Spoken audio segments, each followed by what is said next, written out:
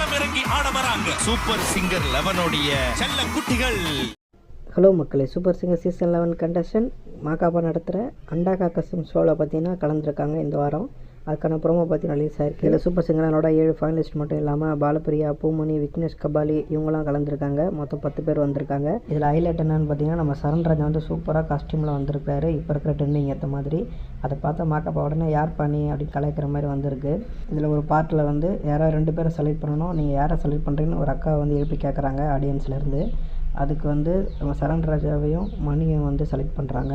உடனே மாகாபா வந்து நடிப்பு அறக்கணும், லிரிக்ஸ் கிரிக்கணும் வந்து வராங்க அப்படின்னு சொல்லிட்டு கிண்டல் பண்ணுற மாதிரி பார்த்திங்கன்னா ப்ரோமோ வந்திருக்கு. வேறு லெவலில் ஃபன்னாக இருக்குது.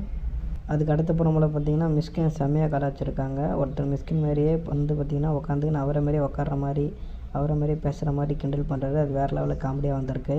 அவர் வந்து சரண்ராஜாவை கூப்பிட்டு சரண்ராஜாவை கிண்டல் பண்ணுற மாதிரி நிறைய டைலாக் பேசுகிறாரு. அதெல்லாம் சூப்பராக வந்திருக்கு. இந்த எபிசோடு பார்த்திங்கன்னா சூப்பராக இருக்கும்னு நினைக்கிறேன். அடுத்து டூப்ளிகேட் மிஸ்கின் வந்து தவசிலி கூப்பிட்டு பாட சொல்கிறாரு. அவர் சும்மா தான் இருக்கிறாரு. பாடும்போது திடீர்னு பார்த்திங்கன்னா கத்துறாரு. கத்துனோடனே தவசிலி பார்த்திங்கன்னா வேறு லெவலில் பாஞ்சிட்டாங்க. இது செம்ம காமெடியாக இருந்தது அந்த டைமில். இந்த எபிசோடு வேறு லெவல் ஃபன்னாக இருக்குன்னு நினைக்கிறேன். நீங்கள் என்ன நினைக்கிறீங்க இந்த ப்ரோமோவை பற்றி? அதை வந்து கீழே கமெண்ட்டில் சொல்லுங்கள். ஓகே மக்களே, இந்த வீடியோ பிடிச்சிருந்தா வீடியோ லைக் பண்ணுங்கள், உங்கள் ஃப்ரெண்ட்ஸுக்கெல்லாம் ஷேர் பண்ணுங்கள்.